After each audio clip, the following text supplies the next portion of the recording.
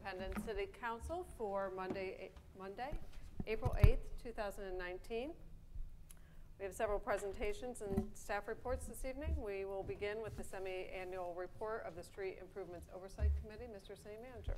Yes, Madam Mayor, members of the council, as required in the ballot language for the street improvement sales tax, we have the semi-annual report, and I would ask the representative of that committee to come forward and make their report to the council.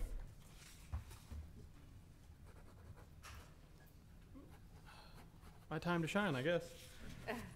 Mayor Weir, City Council, good evening. My name is Joshua Mayfield, and I'm representing the Street Improvement Oversight Committee. We met on March 13th to review the status of the program, and I'm happy to present our report to you tonight.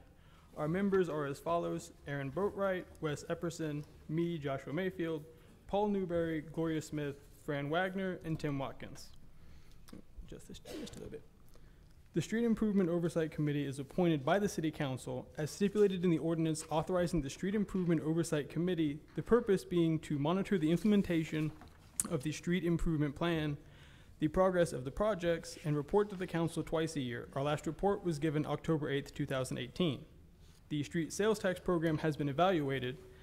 It is an 11-year program started in 2009, and we feel it has made good progress. A work program to complete the promised projects has been developed. Program finances are continually monitored. The sales tax revenues generally match the amount of expenses. The estimated sales tax revenue for this year is $8.55 million.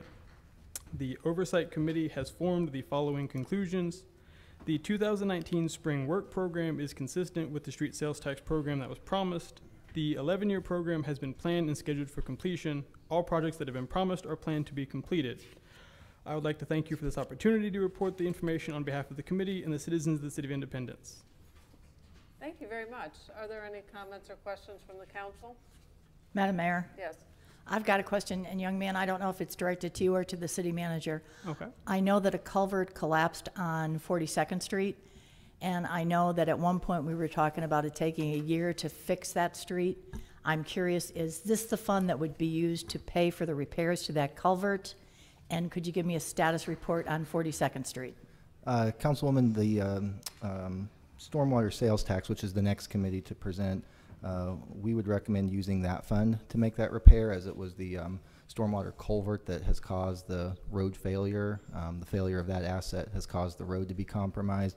That project, of course, came unbeknownst to us, so it was not currently programmed into the immediate capital improvements program, but given the emergency nature of getting that road reopened, I've directed the, as part of my recommended budget that will be coming to the council, that would include funding from the fund balance of the stormwater sales tax to make that repair.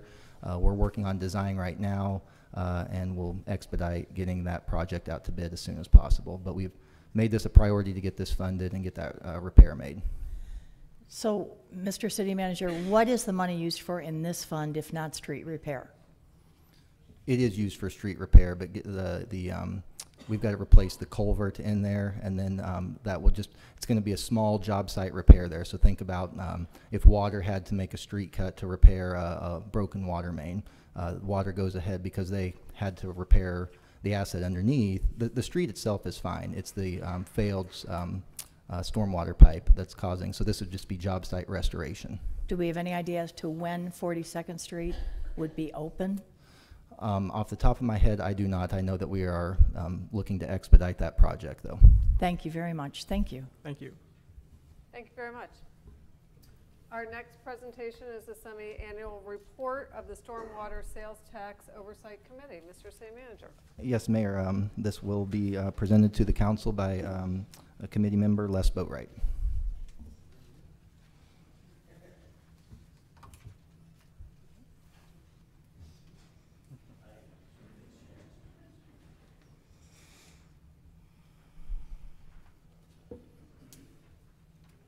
Good evening, Mayor, members of the City Council. I'm Les Boatwright, representing the Stormwater Oversight Committee. Ms. DeLucy, your question on that, it is a stormwater issue. I was just talking back there that Stormwater is putting about $400,000 into that project, and I believe another project's being delayed to handle that repair on 42nd Street. So we did talk about it at the last Oversight Committee, so it is being expedited. Thank you very much. You're welcome. It's hard to believe, but the stormwater tax, the initial one, was passed in the year 2000. So we've had 19 years of that sales tax. There's 7 council appointed positions on the oversight committee. Right now, we currently only have 4 members, where there's 3 vacancies. R. Scott Smith is the chairman. Chris Heitzman and Tom McDonald are the others besides myself. For 2018-2019, the total projected budget for stormwater is about $4.3 million. Expenditures for the current fiscal year are projected at about $4.5 million. The breakdown of the expenditures includes nearly $3 million in operating costs and another $1.5 million in capital projects. Through January 31st of this year, stormwater sales tax has collected about $2.3 million. With earned interest and regional detention funds, that's up to about $2.4 million so far. And we're about halfway through the year. Notable project completions include the 19th and Norwood drainage improvements and the first phase of Walnut Gardens projects. I think in your package you've got some pictures on those projects. These 2 projects alone added 13 new inlet structures with over 1,000 linear feet of storm conduit into the system. Along with those being done, 9 other projects are in the acquisition or construction phase, and 2 others are currently being designed. There's over $6.2 million currently dedicated to capital projects, and over the life of the sales tax, it's brought in $38.6 million for stormwater control in the city. We've determined as we've met, and we meet more frequently than a lot of the other groups do just because we have an interest in it. They're on track. The projects that they've been doing are getting accomplished on budget, under budget, on time. So it really is a good partnership, and it's working well. And I'll be happy to defer or deflect any questions you might have. Any questions? Yes. Sorry about that, Les. Okay. You mentioned you have 3 vacancies? Yes. And there's only 4 of you sitting on that committee now? Yes. Can you conduct business with only 4 of you on that committee? Well, we can if all 4 show up. Right. And that's been a problem. We'd like to take a look. We talked about the last time looking at our bylaws or however it was written to make it a quorum of the filled seats. Right. Because at the last meeting, we needed all 4 there to do a legal to vote. We only had 3. We had nothing to vote on, so it really didn't matter at that point. But we do need, in this case, we need everybody there in order to be able to conduct business. And you, Mr. City Manager, is there someone on staff that can help this committee perhaps look at the bylaws and see maybe they should be rewritten, or maybe we should appoint a few more people? Well, that or would be good something? too. And But individual council member appointments, I believe. yeah. So the city clerk can tell council members who's doesn't currently have an appointment. And it may be and part get of the those resolution too that needs to be and- changed. I don't know.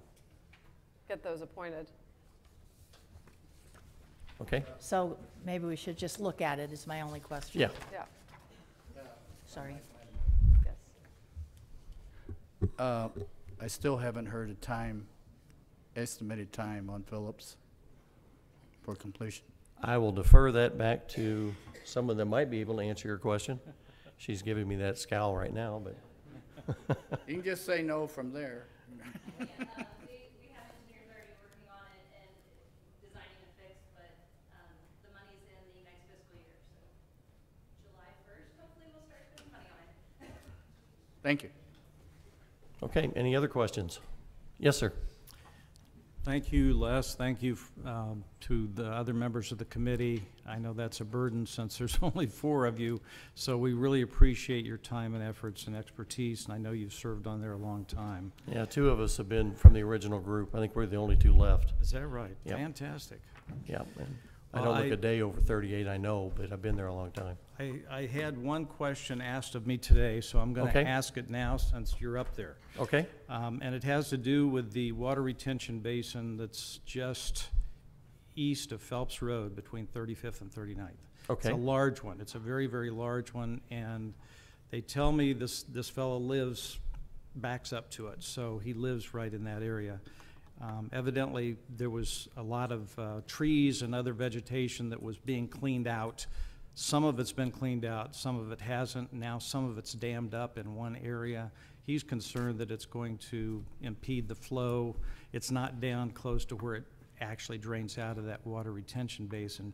But he said they'd never finished cleaning it out. And so that's my question, is that still on the list? Is that still,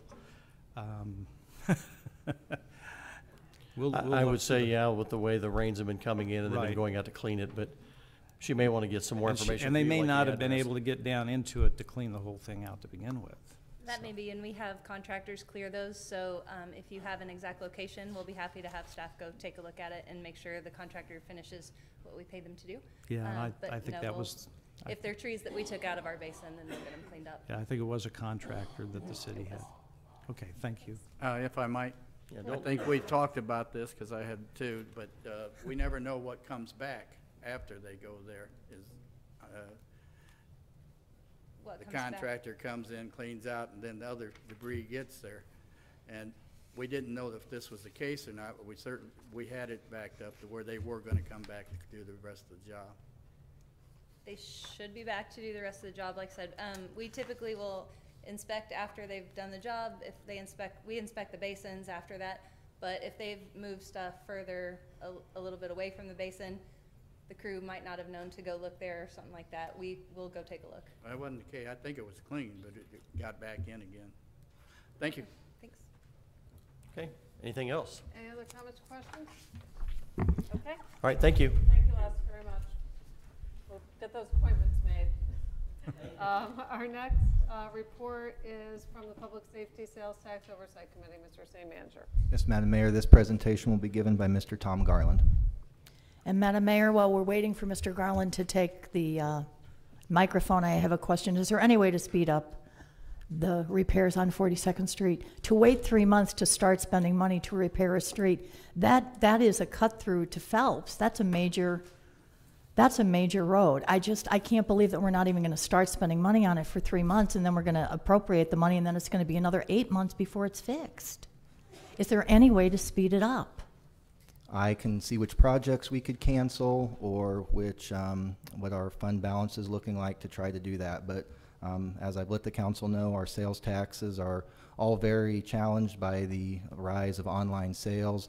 We're really living paycheck to paycheck in those, but we'll see what we can do to defer other projects or appropriate from fund balance. I would like a report for the next city council meeting on that, Mr. City Manager. My pleasure. Thank you.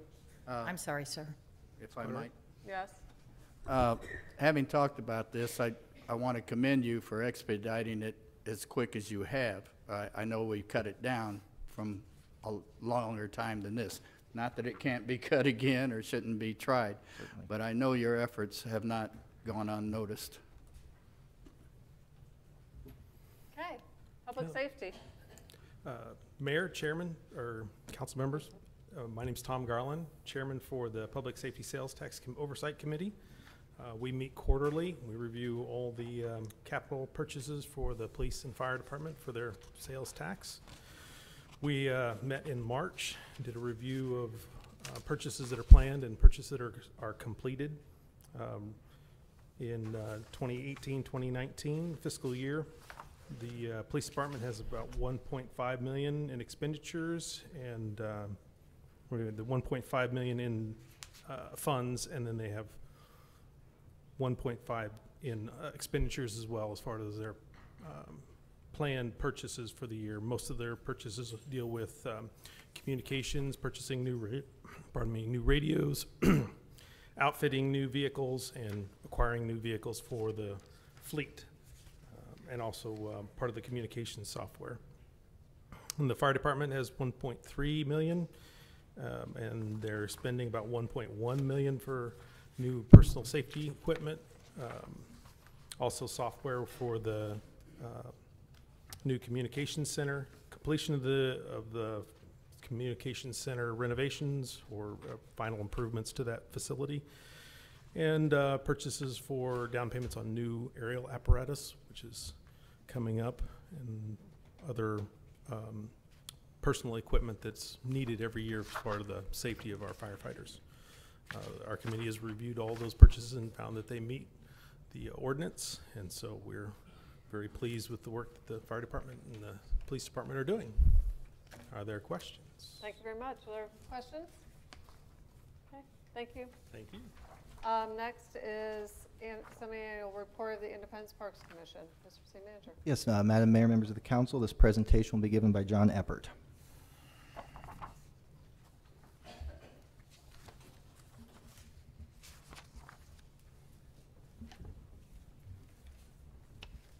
Good evening. I'm John Eppert. I think you all know me. This is the Parks and Rec sales tax presentation. Looking at sales tax revenues annually projected at 4.2 million, of which about 2.3 are current. The report that you would have received, I have to confess that while this was gotten to me about a week ago, I didn't look at it until too late for them to make a correction that I noticed. So the commissioners currently are myself, Cliff McCormick, Gail Price, Jolie Austin, Zach Gall, Michael Steinmeier is a new member of the commission, and Diane Kaiser. So those are the actual members of the commission, with Roger Hershey and Jack Gant as ex officio members. Project status, current sales tax projects included some renovations and improvements at George Owens, painting of the remaining pools and at the Adventure Oasis, resurfacing of the tennis courts at Santa Fe Park, and conversion of the tennis courts at Blackburn to pickleball courts, playground replacements at some of the parks, and then mobile equipment upgrades. Of these, I just want to point out a few things that are pertinent. At George Owens, the drainage restoration was completed, and we ran into an issue with the water level being too high. So they went back out, and that has been corrected, being corrected. It should be, we're expected to be done by the end of the month, and to have that water level back down where I can put the pirate ship where it needs to be. They also are replacing the big picnic pavilion out there, and that also is supposed to be should be in place by the time that the summer season rolls around. The Santa Fe tennis courts, half of them are being done first, and when those are completed, crack filling, resurfacing, coloring, then they'll do the other half of them, so we don't take them all out of commission at one time. Blackburn, converting those courts into pickleball courts is a little bit more involved. It will entail the crack filling and recoating and coloring, and then basically, since pickleball courts are smaller, running a fence down the middle so that you can have 6 pickleball courts instead of 4 tennis courts. So that's going to be the configuration there. That too is anticipated to be finished by the end of May.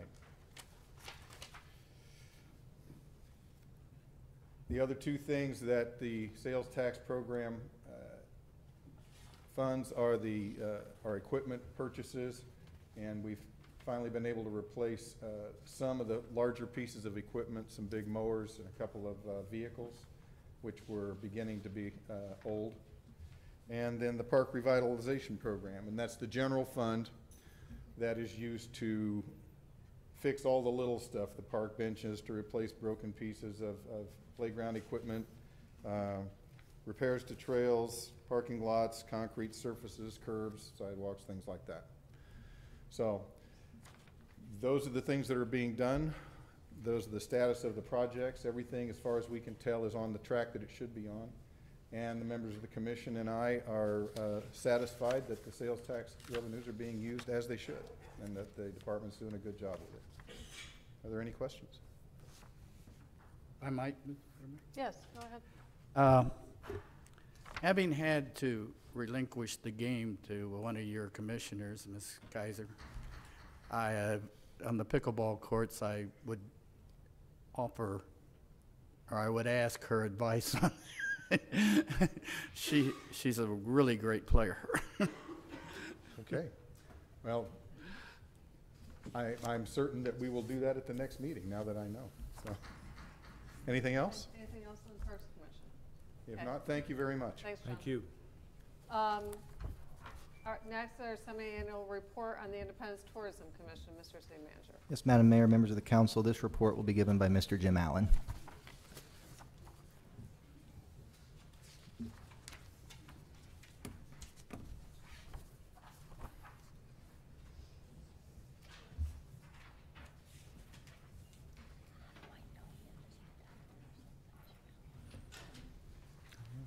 disconnect something here. Good evening, Mayor Weir, evening. council members. I'm Jim Allen, as Chair of the Tourism Commission. It's my pleasure to provide you with a biannual report on the transient guest tax. It's the finding and opinion of the members of the Independence Tourism Commission that the activities, initiatives, and projects funded by the tourism guest tax are in keeping with the guest tax program intent, and that the guest tax program is critical in supporting the work of the tourism department and its ability to preserve our city-owned historic sites and attract visitors to the community. With that being said, I'd like to share information regarding 5 areas specifically supported by the transient guest tax. The first area is marketing and promotions.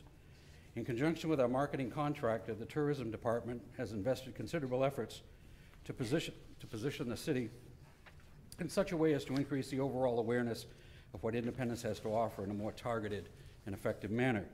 Specifically, a sub-consultant that specializes in tourism market research was retained to help the department redefine the target market.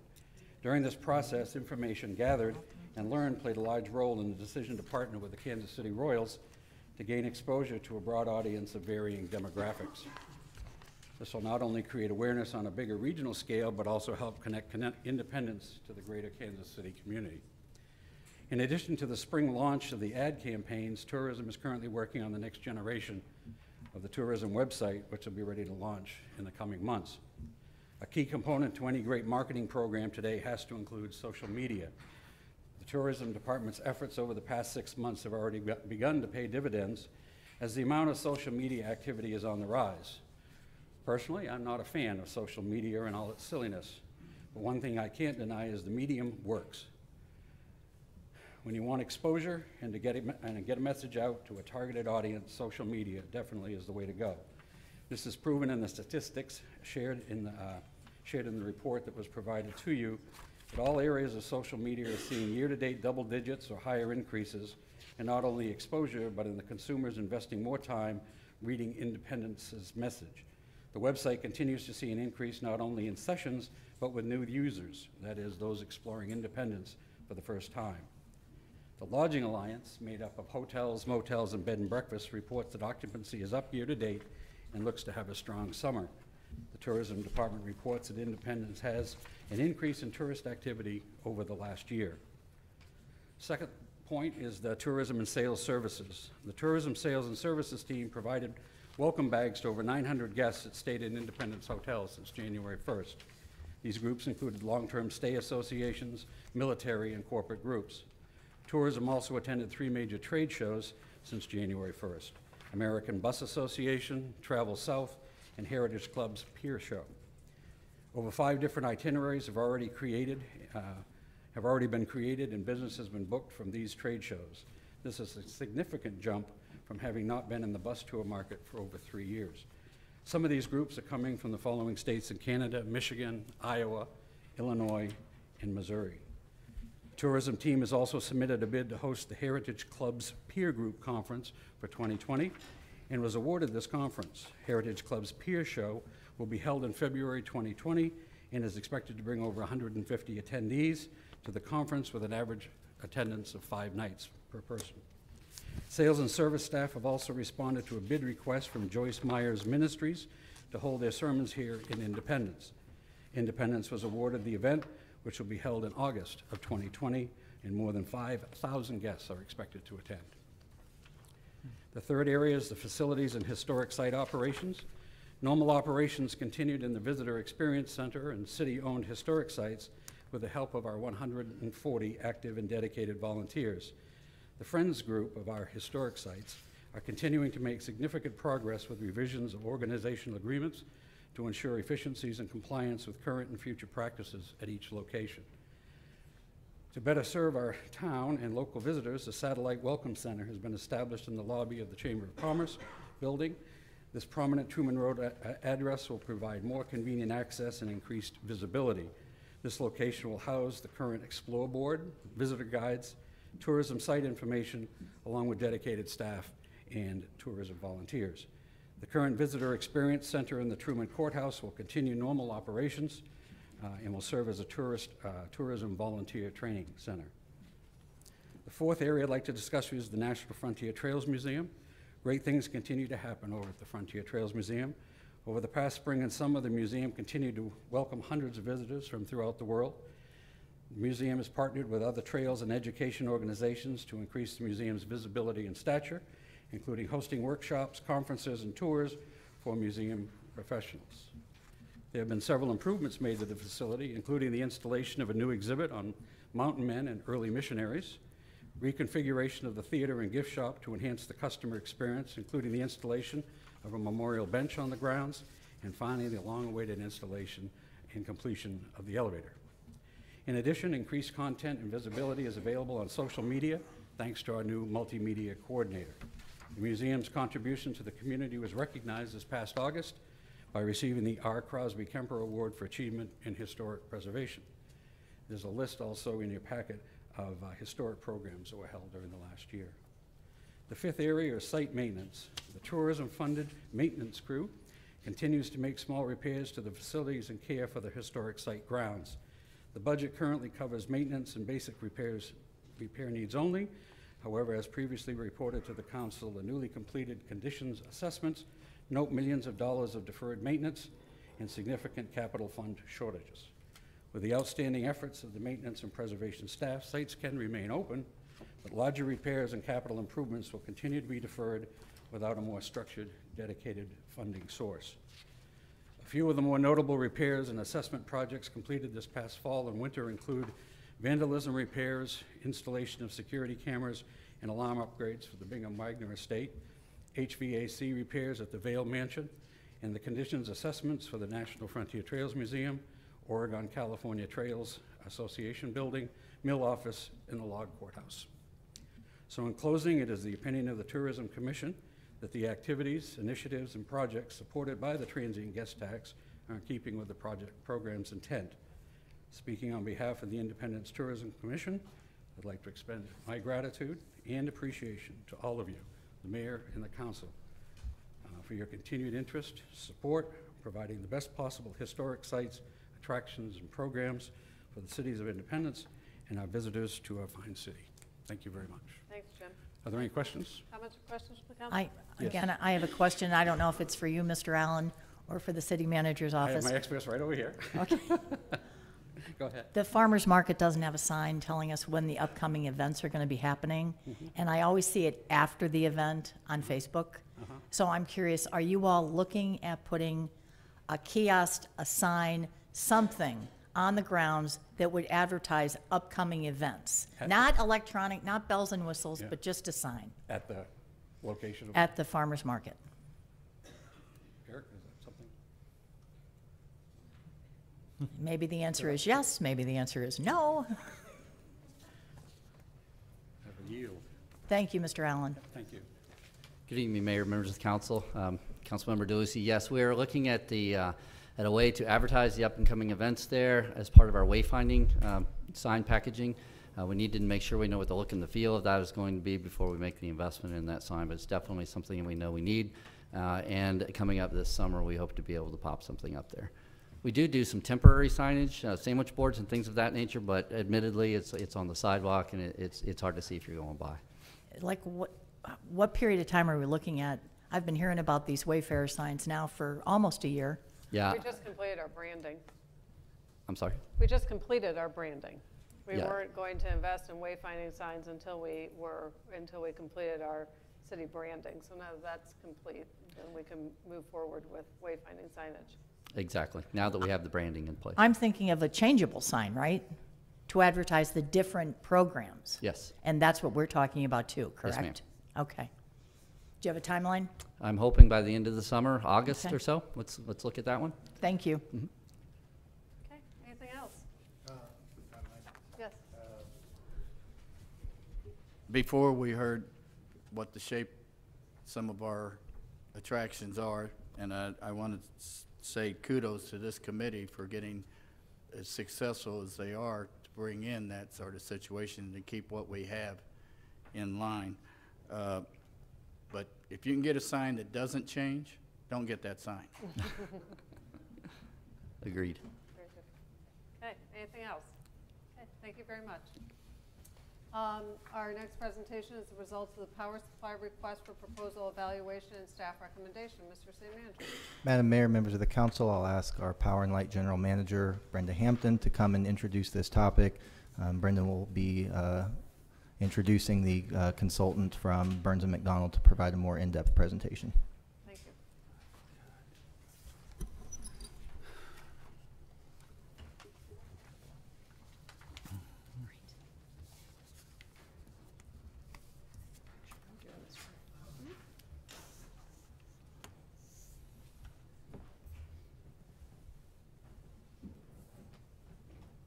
All right.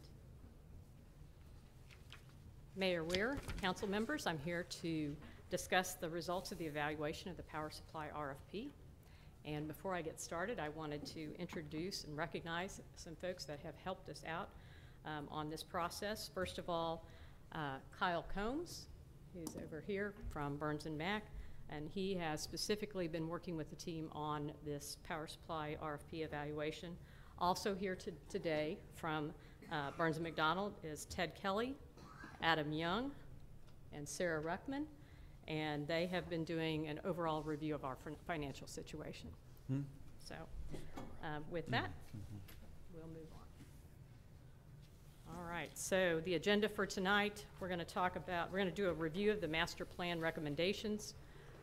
We're going to talk a little bit about the definitions of capacity and energy, and those are important when we get into what people have offered. We're going to look at IPL capacity requirements, the request for proposal, a description of the shortlisted offers, the best and final offer summary, the final evaluation results and recommendations, and then next steps. So in the review of the master plan in November of 2017, the City Council approved retaining Burns & Mac to provide services for the formation of the IPL Energy Master Plan. The objective of that plan was to assess the options for IPL to provide reliable, low-cost, and environmentally compliant power to its customers. The results of that master plan was presented to the City Council in August of 2018, and the final report issued on September 20th of 2018 and presented to the PUAB on that date.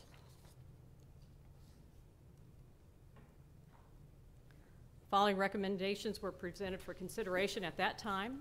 The Blue Valley units had reached the end of their technical and economic useful lives. IPL should consider retiring the units from service as soon as practical. IPL should continue to operate and maintain the combustion turbines and should issue a power supply request for proposal that would focus on resources that provide capacity for IPL to meet its obligation with less focus on energy. On October 9th, 2018, the PUAB approved a motion to endorse a power supply RFP. So now let's talk about capacity and energy and what the differences are between those two. So capacity is the maximum output of electricity that a generator can physically produce under ideal conditions. It's generally measured in megawatts or kilowatts. The capacity of all the resources on the Southwest Power Pool, or SPP, forms the capacity for the power system. SPP is required by federal reliability standards to ensure that our region has enough resources to meet the minimum total system capacity level. SPP maintains a planning reserve margin of 12% to ensure that we have adequate capacity in their region available to the market. And as a load-serving member, IPL is required to also have capacity reserves of 12% in excess of our demands. IPL must secure enough firm capacity to meet its demand plus reserve requirements. So in order for us to play in the SPP market, to participate in that market, we are required to have enough capacity to serve our peak load with a margin that covers things like unit outages, errors in load predictions, et cetera.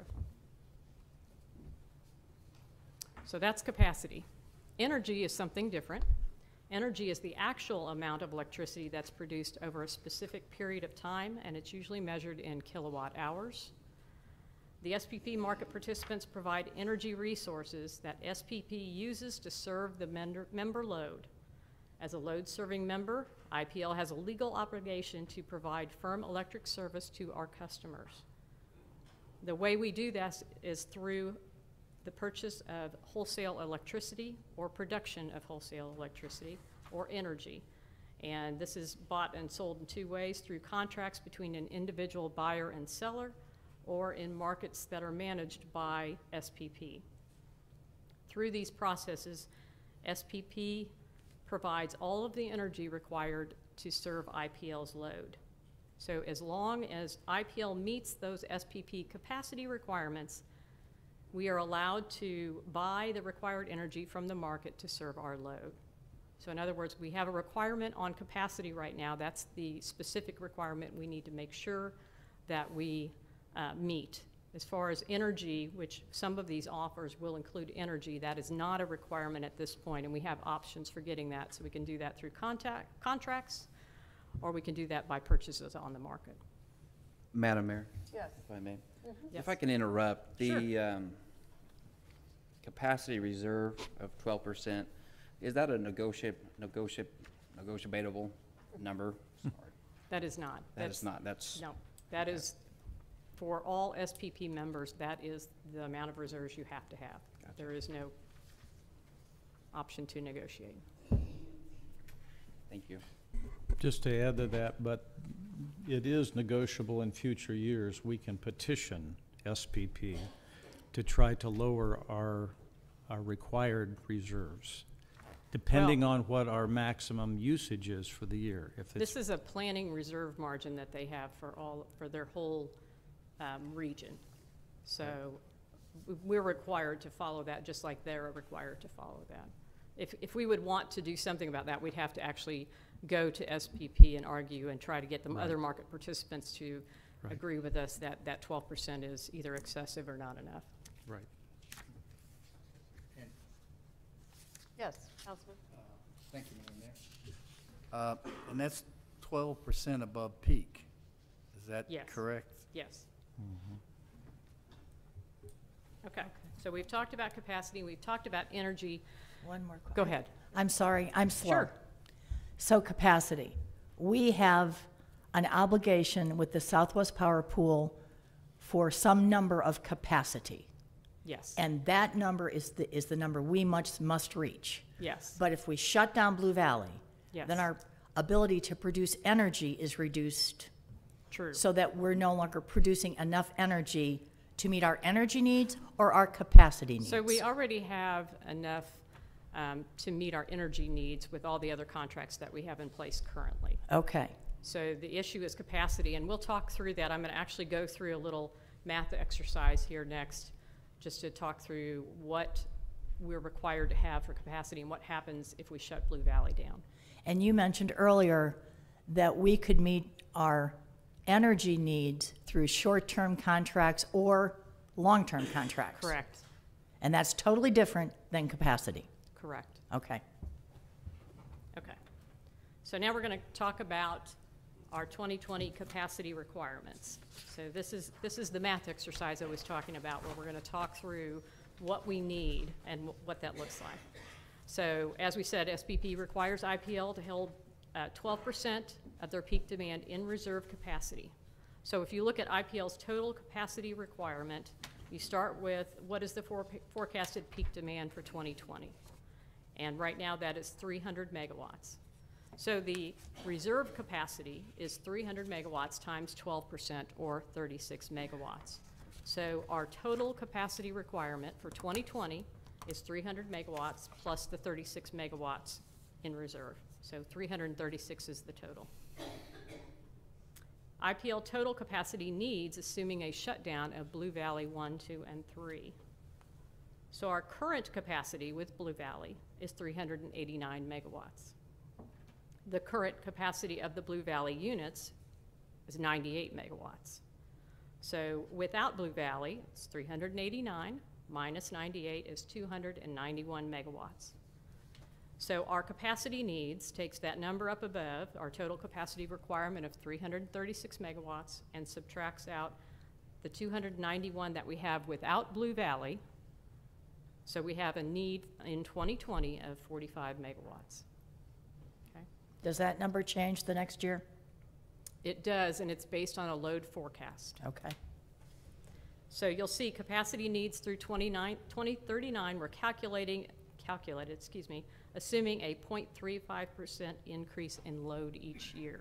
And where does that percentage come from? Right. So if you look at the historical values, and I'll just jump to the last 3 years. In the last 3 years, our load growth has been going up at an average annual rate of 0.57%, so more than the 0.35%. However, there are ebbs and flows in the forecasting, and this is what we have determined based on historical values that we think is a reasonable, conservative value. We don't have those, Brenda. If you could supply them to me at least, I'd appreciate it. Just go ahead and give it to everybody. The math slides, you bet, absolutely. We can do that. Okay, so the 0.35% though was an estimate based on what we have seen in the past, and it's slightly less than what it has been over the last 3 years. So this is actually the projected capacity requirements to replace Blue Valley that went into the RFP. We're not going to talk a lot about those, but that's, you can see what we put in there. Now we're going to talk about transmission deliverability requirements, which is something different than what we had initially talked about with capacity requirements, but it's related. SPP also has a resource adequacy requirement which specifies that IPL must maintain firm transmission delivery to the IPL system equal to our forecasted peak demand. And firm transmission delivery means that it's not going to be, we're not going to have any planned interruptions. There's not going to be an interruption of that from the point that it gets on the system to the point that it's received in IPL. IPL's 2020 capacity needs for firm delivery to the IPL system. So this is another math exercise. The forecasted peak demand, like we talked about, is 300 megawatts. IPL's capacity without Blue Valley, 291 megawatts. All of that is currently deliverable to the IPL system. So IPL's 2020 capacity needs for firm delivery, this is related to the transmission deliverability requirements, is the 300 megawatts minus the 291 megawatts. So 9 megawatts of that needs to have firm delivery to the IPL system. Only our current on-system generation, Blue Valley, is guaranteed deliverable to the IPL system. So no matter whatever generator we choose going forward, as far as capacity is concerned, there's no guarantee that it is deliverable to our system. It's only Blue Valley is guaranteed deliverable. And so there's a whole study process that we'll talk about as we go through this. SPP will run a transmission study to determine deliverability to the IPL system for our selected option. All right. On November 15th of 2018, the staff issued the RFP for up to 70 megawatts of capacity only or capacity and energy beginning June 1st, 2020. On January 15th, the RFP closed and 7 companies presented proposals. You can see those names in front of you. Burns & McDonnell was engaged to review the initial offers and provide an economic analysis for each of these respondents. An executive level evaluation committee was also formed to review the results of that initial analysis. Based on this information, the evaluation committee selected the following proposals for shortlist consideration: Dogwood Energy, NextEra Energy Resources, Onetta Power, and the City of Lincoln, Nebraska. And we're going to go through each of the proposals in the following slides. Excuse me, Brenda. Yes. Did you say 70 on the RFP? Up to 70. So. Up to 70. But and it when was we talk about this, we'll actually, when we look at the graph of the evaluation, we'll look at 50 megawatts and what that looks like. So it's up to 70 because at the end of that time frame, we'll be if you look at the list of what we gave them on the RFP, will be close to 70 megawatts. So that was what the proposal went out for. So, when I heard you, I think you said 98, or I'm sorry, for what? for having to cover for Missouri, for Blue Valley? Well, 98 is what Blue Valley has, but we don't need all of that replaced. And that was kind of those math exercises we went through. So we need, right now in 2020, we need 45 megawatts to replace that. As you go through the growth, the load growth for the next 20 years, I think we're close to 70 megawatts at the end of that time. So 69 megawatts in 2039. So that's why the RFP was worded the way it was, to say up to 70 megawatts. Okay, I'm still not understanding. Where did we get the original estimate here? The original estimate came. Of 90? The 98 is how much Blue Valley is the capacity of Blue Valley. And that's what it's we're. 98 megawatts. But when we shut down Blue Valley, we don't need to replace that entire 98 megawatts. Why is that? Because we already have enough capacity that we only need 45 to meet our capacity requirements. So when we shut Blue Valley down. So they're estimating it higher than it is, than it's needed? So what we did is we went out with a request for proposal that started out, basically, if you looked at the RFP, it shows in 2020, actually shows a 46 megawatts need and up to 69 megawatts by 2039. So there's there's growth that happens over time based on projected load growth. Right, and we could have a real easy summer or something, but I mean, those things are going to be, Right. I mean, you have to do it according to historical, but we're basing it on a lower measure. I mean, it may be, not as clear to people that this is not what has to have the 90. Thank you. Load growth going down in this city? It is not. At one point, we did have some growth going down, but over the last 3 years, we have, actually, the load growth has been going up by 0.57%. And so when you send this RFP out and you're going for 70.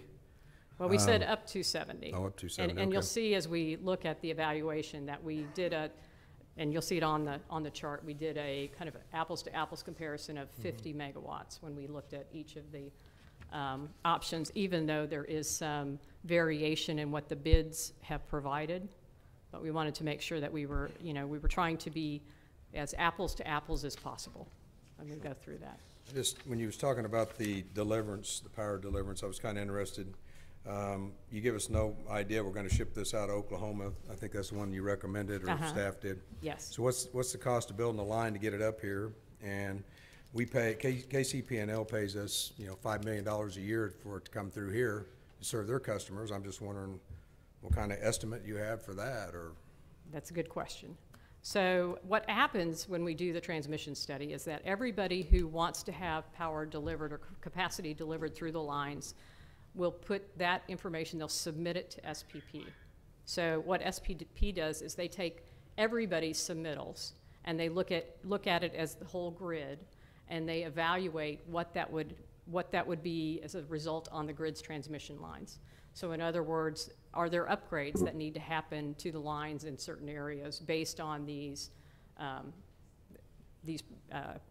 submittals? Mm-hmm. And based on whatever they find, they may find that you don't need to do any upgrades for what you're doing along with everybody else, but they may find that there are some upgrades necessary. In that case, they'll come back with some kind of a dollar value. So it's not actually, we're not building lines, we're using the lines that are there, and we're seeing, are they getting overloaded, or is there, is there upgrades that need to happen? If we're not using this capacity at all, when we never call on it, are we still being charged for that? Are we still being charged for that going over these other people's lines? Is City of Independence still going to be charged for that? My understanding is if it's never delivered over the lines, and I'm going to turn to this group, if it's never delivered over the lines, that you do not get charged, but if it is delivered, then you are charged. Is that all right with you guys? DOT Jovia contract's capacity only, so there's no energy, you're never calling on it. They have excess capacity and they would sell it to independents that they could count it towards their resource adequacy. So the electrons are never actually flowing from Oklahoma to independents. So you don't have any cost involved other than the contract? You're just in capacity only, you know what that fee is up front. This is what it is, that's an annual cost that you know what it's gonna be. On the, as far as things are changing rapidly with technology and everything, I'm just wondering if 20 years is a little far out, is this let us, a way to get out of this in 3 to 5 in case batteries or something else comes along?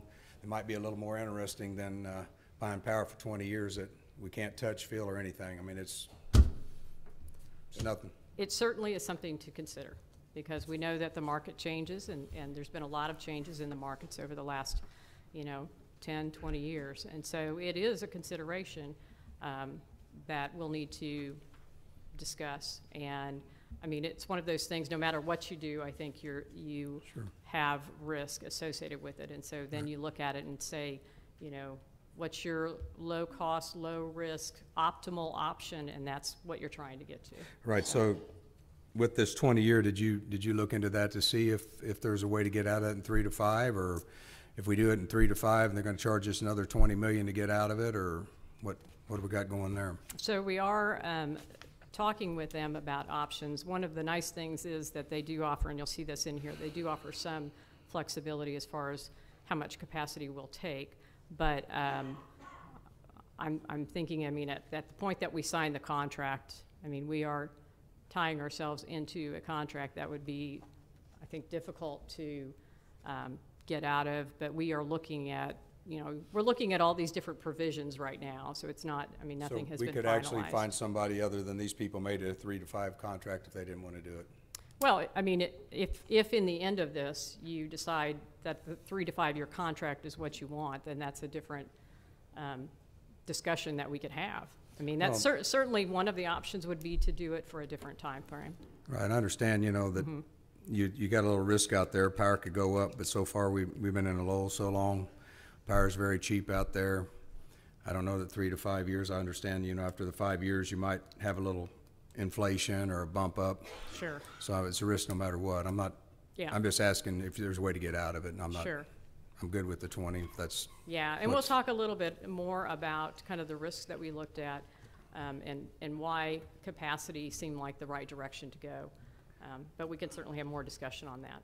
Okay. My concern here is that we got to go to the SPP to determine what the cost or what the plan would be for delivery. So, And that's true, no matter who you go with, that's still the case. So you have to go to somebody before you can go to them?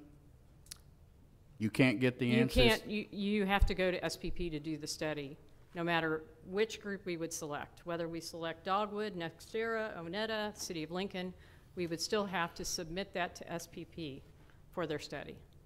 Okay, I understand that, but we're not getting the answer before we go.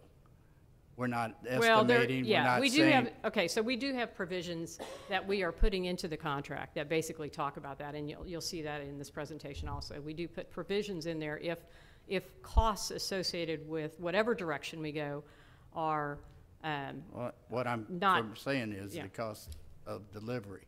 We were using what lines for it, and it costs that. Can't they give us some sort of heads up before we do this? I wish they could, and I would love to have that, and that question has been asked repeatedly, and the answer is no. So no matter what we select, it will go through the study, and they will tell us at the end of that study. So then we should do the selection based on a caveat that if this is unacceptable. Exactly, and that is what we are doing. So we are having those discussions already, that there is, at some point we have the ability to say no to the contract once we get that information back if the cost is not acceptable. I'm assuming this is all in your recommendation. It is, and you'll see it in here. Okay. All right, so we're going to talk through each of these. Dogwood Energy is first. Dogwood Energy is offering the City of Independence an additional ownership share of 70 megawatts from the Dogwood Energy facility. This plant is a 610 megawatt natural gas-fired combined cycle plant located in Pleasant Hill, Missouri, placed in service in 2002. So the pros that we felt associated with Dogwood, the city currently owns a 75 megawatt share in the plant, so we already are familiar with how they operate, and we have a contract that we could probably mirror based on the existing agreement. It's also the closest plant to the IPL system, which doesn't guarantee anything, but it does say potentially transmission costs could be less. The cons: in the event of a catastrophic failure, the city would be responsible to pay for a portion of the rebuild costs. The city would also be responsible to pay a portion of future O&M costs, future environmental compliance upgrade costs, and any decommissioning costs upon closure. This was also the highest average annual cost compared to the other offers, assuming average revenue returns. The next one. Can I ask a question about Certainly. Dogwood, since we're going Yes. through them? So how often does Southwest Power Pool call on Dogwood? Do you have any idea? Do they call on them often? And part of it is not sold, so do they use part of the plant that is not sold and not owned by anybody else? So I know that they had a 35% capacity factor the last time that this past year. As far as do they use the part of the plant that's not sold, when you say that, there is an owner for that plant, so there is 100% ownership. It's just that Kelson Energy is the group that is offering this to us. They are offering to sell it to us, but 100% of the plant is owned. Does that answer your question? Well, is it called on by Southwest Power Pool then? Or do you have any idea? I mean, it is when the price is right, when the, Right. you know, just like Blue Valley is called on when the price is right. So we all bid in at basically some kind of a marginal cost value, plus or minus a small amount, and then SPP runs their I don't even know what you want to talk about, their algorithms, and comes up with, you know, the stack of folks that they're going to call on based on price. And so it does periodically get called on, just like all of the rest of them and Blue Valley. So I'm not sure if I'm answering your question. That's close enough. So we don't know for sure how much it's used, but it's called on when the price is right. And we actually do have those numbers, and I know Kyle was involved in using those numbers. And when we look at the historical information that was used to go into these, we'll actually look at the graphs that's based on, maybe I'll put it that way. We're going to look at the graphs that's based on the historical information about how much these plants have run and all the information that goes into that. That's where you'll see that information come out. I don't know if Kyle, do you have anything else you want to add at this point? I think his question is if the whole unit was dispatched in SPP as a whole 610 megawatts, and the answer is yes, that whole amount, but it's called on the whole unit, it's called on, so no matter what the ownership share is, the whole unit can be dispatched the same in the SPP market. Last question, what's the life of that Dogwood plant? I know it was built around 2002, I think. So any idea what the life of the plant is? Is it 30 years, 40 years? So, I mean, it depends on who you talk to. I think, you know, I've heard 30 years, I've heard 40 years, and of course, part of that is how much money do you want to put into it? Because you can run things for a long time if you have enough money. Do you have anything? Okay. Mayor, I was going to He's just ask here that to he help me out. restate that for the Yeah, people would you watching at home. mind? I thought of that too. The people watching at home and what we're recording can't hear you from over there. So if you wouldn't mind just introducing yourself and then maybe just repeating the discussion we were just having. So I'm Kyle Combs, I'm a project manager at Burns McDonnell that specializes in resource planning. And I believe Councilman Scott's question was about what percentage of the unit is dispatched into SPP, and the answer to that is the whole unit is dispatched together. Individual owners' shares aren't dispatched separately in the market. SPP sees that as one unit and is going to dispatch it, the whole thing, when it's economical. And I think Brenda's right, it had about a 35% capacity factor in 2018. And it's fluctuated anywhere from 15, 20% up to 35, maybe 40%. When you was doing these numbers, on this, she said that dogwoods was the most expensive one. Did you factor in all these failures and rebuild cost and all that? So we're comparing apples to apples here, or? We did not project any unforeseen failures. We included the maintenance that Dogwood had provided that they were going to do. So just their track record of maintenance? Correct. So we have a contract with Dogwood, right? Correct, yes. And how much does it cost us in shutdowns and stuff, catastrophes? For O&M fuel and debt service, yeah, I mean, I could ask, maybe I'll ask Mr. Robert, Robert, you want to come up here for a second and talk to that? So this is Robert Stillwell, for anybody who doesn't know. He is my acting manager of finance, and I actually asked him that question earlier today just to get some actual dollar figures, and so I'm going to let him speak to that. Good evening, Councilman. I'm Robert Stillwell, and I'm going to ask you to restate your question so I can make sure I answer it properly. What were you asking? Because I didn't hear it clearly. Thank you. We have a contract with Dogwood now, Yes. and the drawbacks to getting another contract were stated here. How many of these drawbacks have actually happened in the current contract that we have now?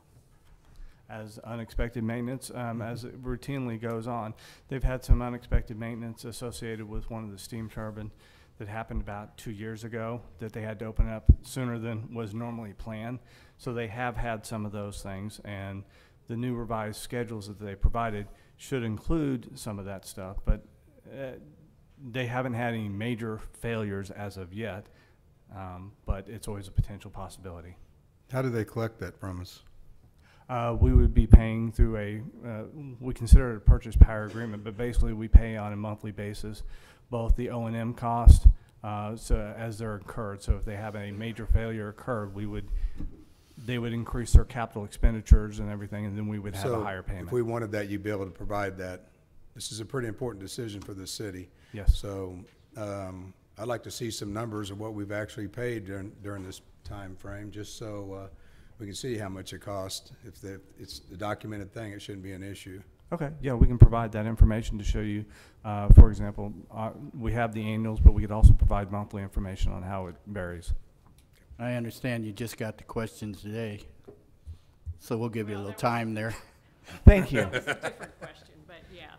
I mean, when you said exact figures, that's what I asked him today. But so we can provide for you the costs that we are charged on a monthly basis associated with O&M and fuel and capital. And then we'll see the one that the spike's in. Madam Mayor, excuse me, Madam Mayor. So since we already own a portion of that, then Yes. we are already under that burden if it so arises, correct? For that 75 megawatts, that portion of the plant, yes, we are under that burden, but we get our percentage share. So in other words, if you double our megawatts that you purchase from them, you would double your costs associated with that, because it's a percentage of your ownership share.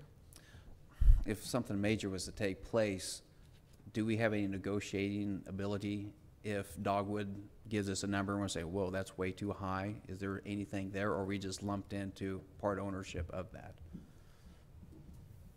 I don't know of anything that we would be able to change our share. I mean, I'm not sure any of the other owners would be amenable to changing our share of our cost. Do you know of anything? We are a member of the management committee based upon our load ratio share, basically our share percentage and all that stuff. So we have a say in the annual budgeting process as well as any of those things that come about. But would we be able to, with our portion, be able to change it?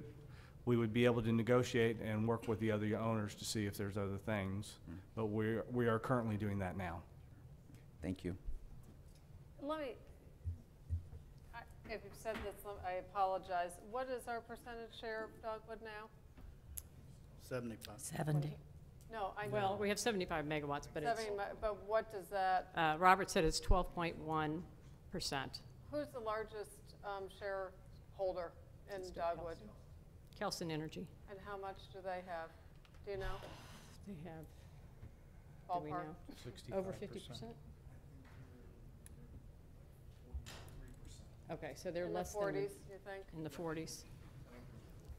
So if we They're were, the original investors that are selling, that would be selling that portion. So if we were to, you know, just theoretically, add the additional, maybe up to 70, double our ownership in Dogwood, where would that put us in terms of, I mean, you know, and with the others in terms of how much we have compared to them? Well, I mean, Obviously, if we're 12 now, okay, went to then 24. yeah. They're 40 something. Is, you know, I'm just trying to kind of Well, there's, Would they be selling that? calculate the, there's two units there. We own the first one. This is the second unit that's Right. for sale. Gotcha, okay. Okay. I just am trying to figure Yeah. out where we are in the, in the Sure. ownership mix and where this Right. might potentially put us in the ownership mix because of the increased risk that Right. the more you own, the more you're responsible for paying for something that goes wrong. Right. So that's what I'm trying to get my head around. Okay. Okay. So we talked about Dogwood, and Onetta is the next one that we're going to talk about. Onetta Power is offering the City of Independence the opportunity to purchase 50 to 70 megawatts of capacity only, as well as capacity energy contracts, so capacity with energy, with 10, 15, or 20-year terms. This plant is an 1,133 megawatt natural gas-fired combined cycle plant located in Coweta, Oklahoma, and that facility was also placed in service in 2002. So it's the same age as the Dogwood plants we just talked about. The pros on this, they are the lowest average annual cost compared to other long-term offers. They have offered us a low-risk capacity-only purchase opportunity. We would not be responsible for O&M and other costs associated with ownership. The fixed price for 20 years allows for budget certainty, and that's true of any fixed price for the 15 or the 10 years if we would choose something different. IPL would be able to annually adjust the contract capacity to match its load requirements as its experiences change in peak demand. So this did offer us an option to modify the amount of capacity that we would take from them. The cons is confirmation of transmission deliverability to the local IPL system. So again, all of them have that con, but we said in Dogwood they're a little closer to us, so the potential could be for lower costs from Dogwood versus Oklahoma. We don't know that for sure, but that's what we see as the potential downside. Madam Mayor, I have a question. Why would I enter into a contract for capacity and energy if I don't need the energy right now? I only need the capacity. What is the incentive for me for doing that today? So we will talk about what it looks like as we go through this PowerPoint. I think the one incentive would be if we felt like somehow that we could sell that energy for a high enough price that we would actually be able to lower our cost enough that it would make sense. Don't we So have to sell to all other members of the Southwest Power Pool? we would be putting it out for sale, and we would assume that we can get that kind of But there's no revenue other back. market. There's no other market, right? I mean, Well, unless you want to do some kind of, I guess you could do a resale of some kind bilaterally, but you are touching on some of the issues that we'll see in this presentation, which is Okay. one of the reasons why we are not recommending that path right now. okay, thank you. Okay. Mayor? Yes. So we do need to make up 9 megawatts, though. We are 9 megawatts short. Is For my underst- IPL deliverability. Right, so we do need 9 megawatts of energy. The rest would be just capacity, potential Correct. energy. So those transmission costs may or may not be there because we may or may not need the capacity, and we haven't needed it from Blue I Valley. mean, energy. No, for we capacity. need 9 megawatts of energy only. Okay. of But the capacity. but the capacity. We need 9 megawatts of capacity that's deliverable to IPL. Right. Right. And then the rest of it just has to be deliverable to SPP, which Right. is true of all of these offers. Right. Thanks. Okay. All right, NextEra Energy Resources. NextEra is offering the City of Independence the opportunity to purchase SPP deliverable capacity with 1, 5, or 10-year terms. The potential generation resources reside in Kansas, Oklahoma, and Texas. The pros: this is a low-risk capacity-only purchase opportunity. We would not be responsible for O&M and other costs associated with ownership. The cons: again, we're back to the confirmation of transmission deliverability to the local IPL system, since it could be Kansas, Oklahoma, or Texas. And NextEra did not indicate the location of the proposed generation source as was required in the RFP. Anybody call and ask them why? We did ask them, and we'll talk about that when we get to the final. All right, Lincoln Electric is the other shortlisted offer. They were offering the City of Independence the opportunity to purchase 46 megawatts of short-term SPP accredited capacity for a 1-year term. This unit is a heavy-frame dual-fuel combustion turbine capable of operating on natural gas or fuel oil and located in Lincoln, Nebraska. The pros: this was the lowest short-term average annual cost. The cons: it does not provide a long-term solution to our power supply needs. And the complexity and uncertainty of transmission deliverability if combined with other offers. In other words, this is a 1-year contract, and they had a low cost, but if we tried to combine that with other offers, then we'd have to be looking at transmission deliverability issues associated with the combination of those offers, and we'd have to work the contracts that way. So more complexity associated with doing something like that.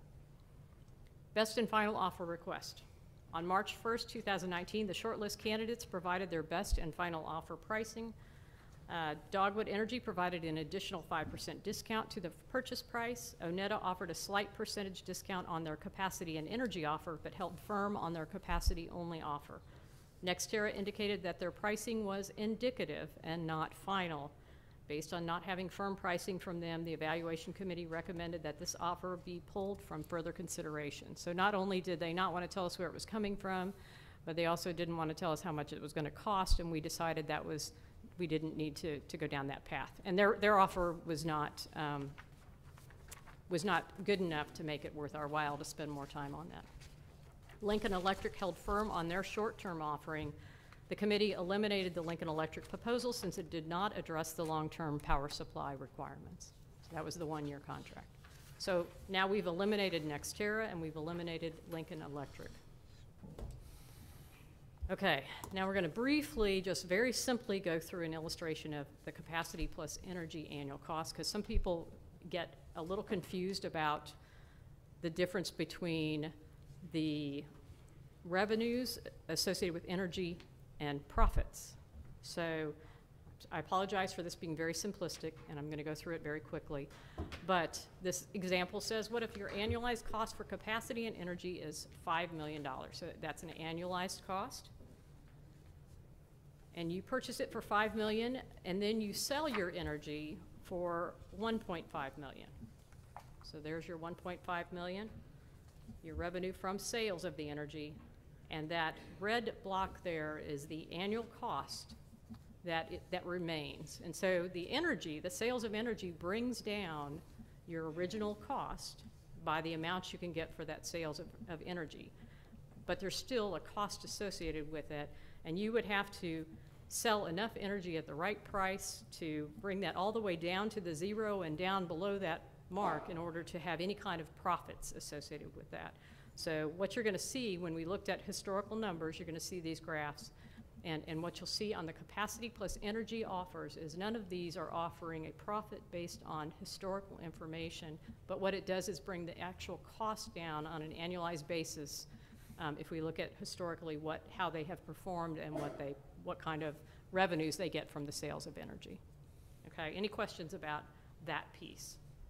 Madam Mayor? Yes. I wondered if we could have one sign come down so I can see the screen. I can't see the graph, and I don't have red on my sheet, so I couldn't actually see any of what you were talking about. That's not that. I know, but I couldn't see any of it, so, okay, thank you. Okay. All right, so the final evaluation. The following summarizes the final economic analysis provided by Burns and McDonnell. The evaluation for capacity and energy options include a projection of revenue opportunities based on historical market pricing from 2016, 2017, and 2018. In this case, 2018 represented the best year for revenues, and this was true for both Dogwood and Onetta. This was actually what happened. 2017 represented the low revenue year, and 2016 was historically an average year for revenues. For comparison purposes, annual cost to continue to operate Blue Valley Unit 3 for 5 more years is provided. And in this cost analysis, we're looking at Blue Valley for 5 years with a bare minimum of required staff and relatively, I mean, basically no capital improvements at the time. And that is what you're going to see here. So if we would take that staff, we're at a very low value on staff, and then we would run it with no capital improvements, just so you can see how it compares with the rest. So this is a summary slide. You should have this slide in your packet. Madam Mayor, Yes, Councilman. to go back one, when you're talking about the comparison with Blue Valley to pare down to bare staff, what does that mean?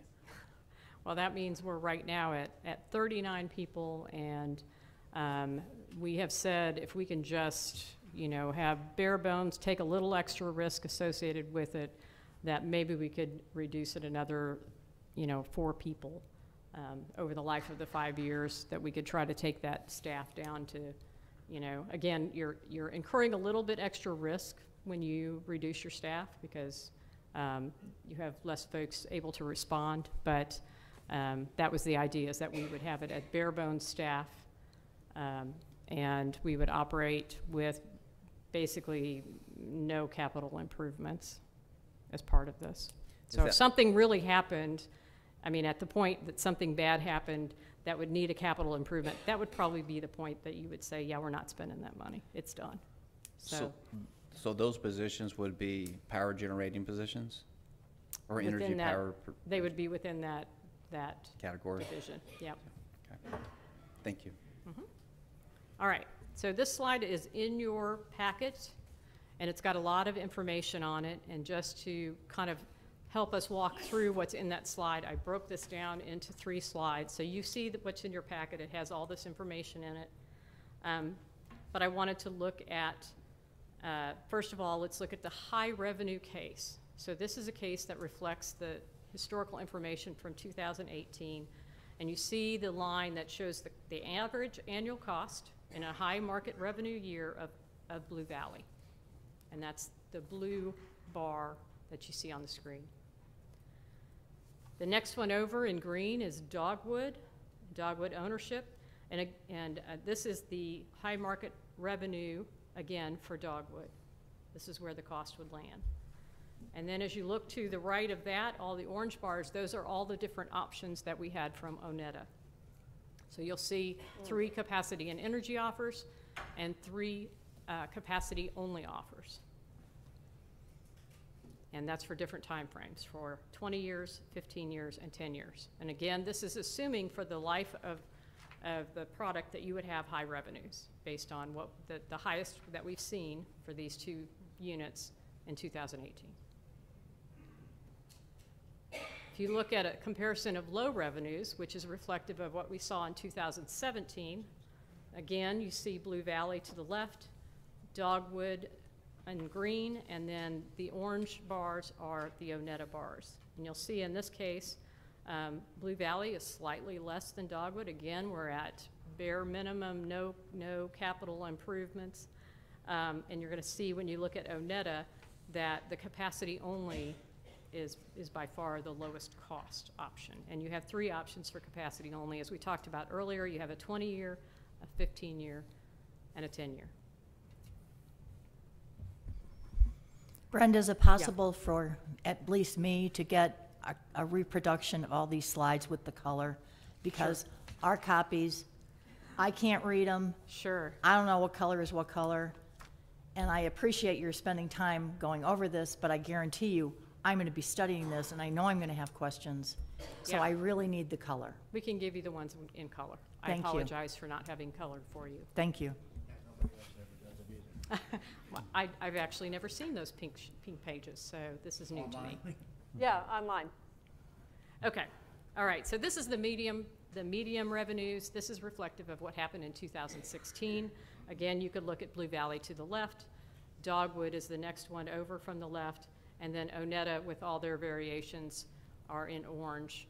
And if you look left to right, Onetta capacity and energy for 20 years, Onetta capacity only for 20 years, Onetta capacity and energy 15 years, capacity only 15 years, capacity and energy for 10 years, and then capacity only for 10 years.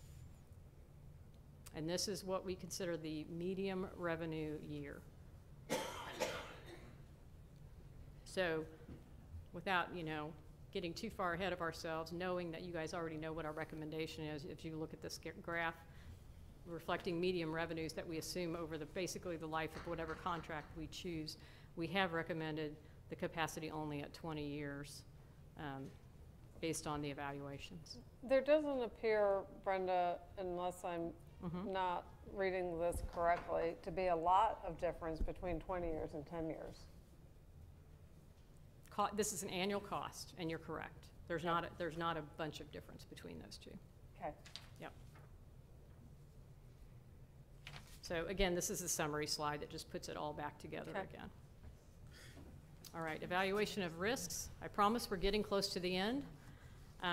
Capacity only provides the most certainty regarding cost to IPL. Future capacity prices are likely to rise over the next 5 to 10 years due to the shutdown of fossil and nuclear power plants. However, the influx of new renewable generation may offset some of the anticipated retirements. So Mr. Huff had talked earlier about batteries and some of those things. There is uncertainty in the market. We've seen that. But this was our discussion of capacity only. We have price certainty, and we believe that capacity costs will go up as more units start to shut down. But the renewables are a little bit of a wild card, and of course any new technologies that may come in.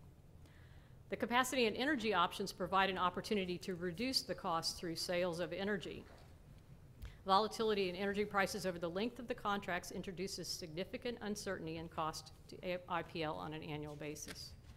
Rapid changes in the resource mix, introduction of new technologies, and increased maintenance outages due to the life or the years of the plant could negatively impact the ability of these more mature gas-fired resources to compete in the energy market. So that goes to Mr. Roberson's discussion of life of the plant. The ownership option provides capacity and energy over the life of the unit.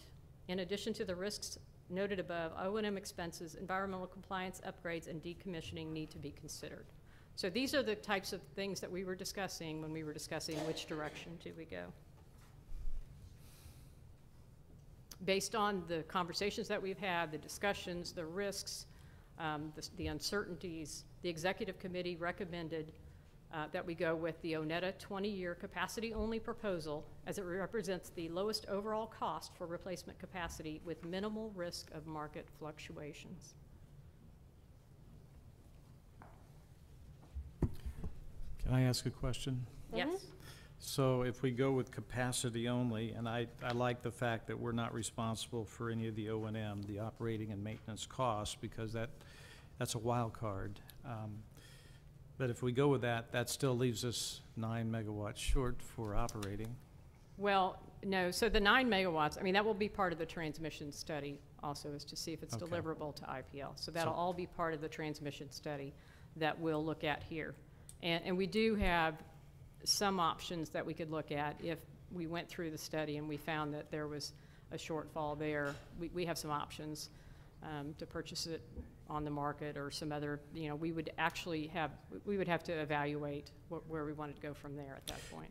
So with this chart, where you have capacity and energy versus capacity only for 20 years, 10 years, 15. Right. You're talking about capacity and energy, and that would be energy we would actually resell. Correct. To Southwest Power Pool.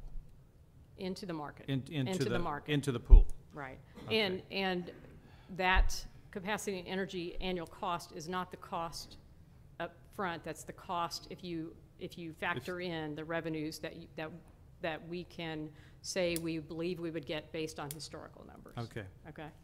Okay.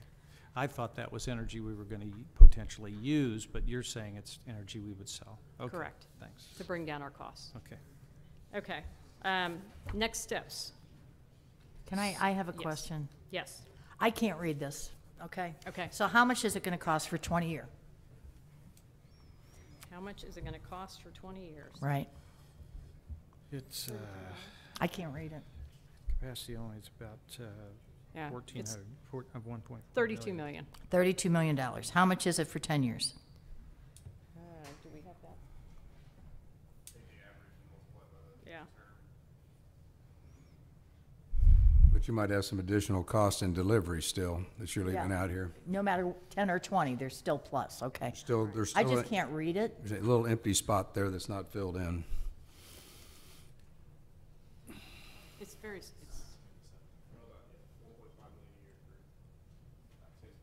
yeah. So about 15. Minus TO, right?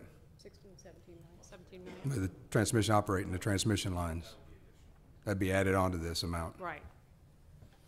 I'm sorry, I didn't hear it. Probably about 17 million. We'd have to get you the actual So it's either figure. 32 million or 17 million, Well, but yeah, both for the numbers. life of the contract, you know? Right. So it'd be 20 years versus, Right, 10 years. yeah. But that's the $1 million price tag. Mm-hmm.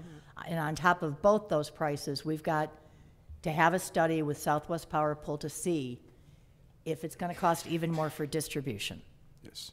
Yes? For transmission. Okay. So is this 32 and 17, is that Oneida or is that Dogwood?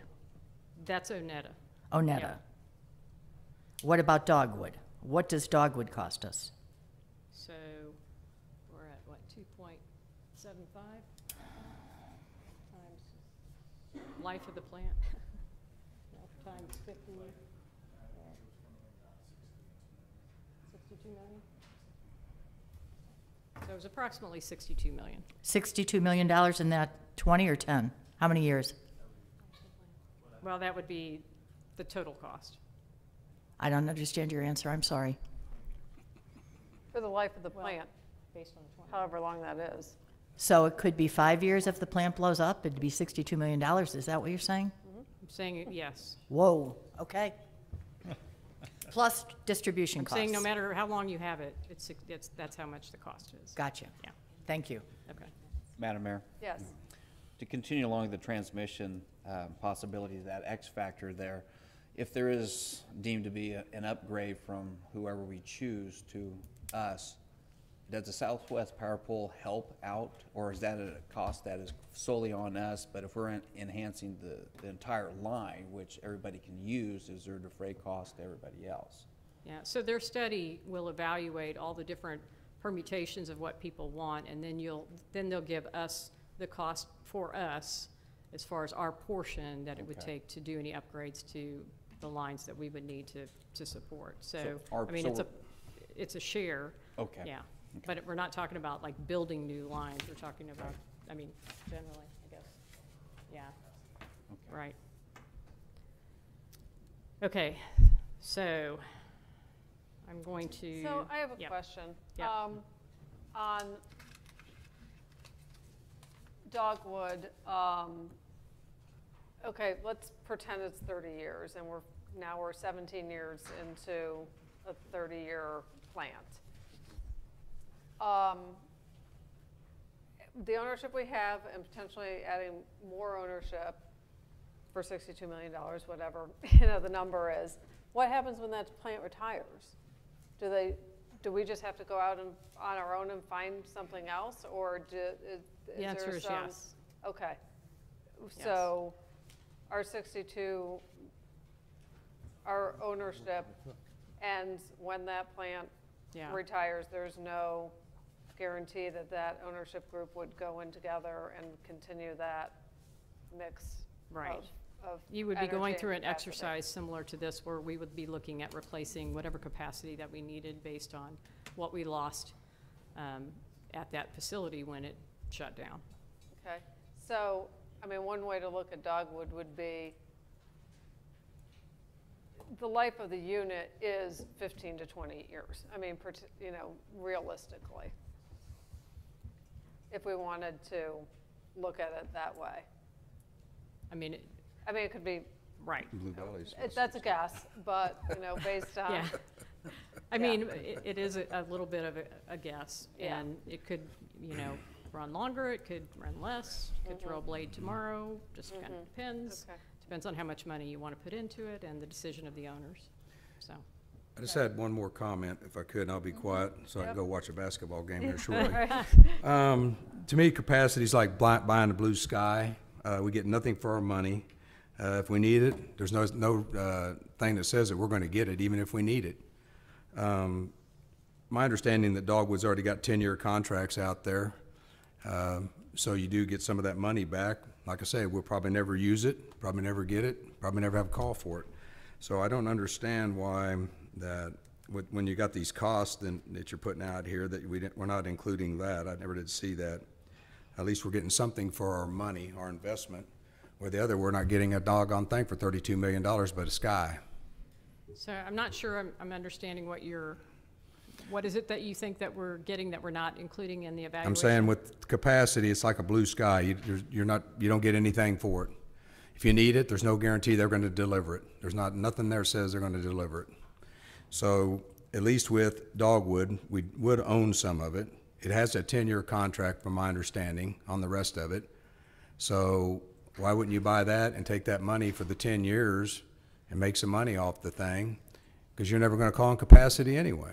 So I think if I'm understanding what you're saying, I mean, you're saying that Dogwood will produce energy in addition to the capacity, and we can actually resell that energy. It's already got 10-year contracts. And as far as the 10-year contract or 10 years, we're making an assumption for this that when we look at it, when we look at those numbers, we're looking at a 50 megawatt purchase. We're not adding in any life of plant issues or catastrophic failure issues. We're just looking at O&M, fuel, we can debt sell service. that. We can sell that 50 megawatts if it's just capacity. You're not going to get it anyway. You're going to tell me 1 minute here if we depend on somebody to give us capacity, it ain't going to happen. If there's that big of a deal out there, we're never going to get it here.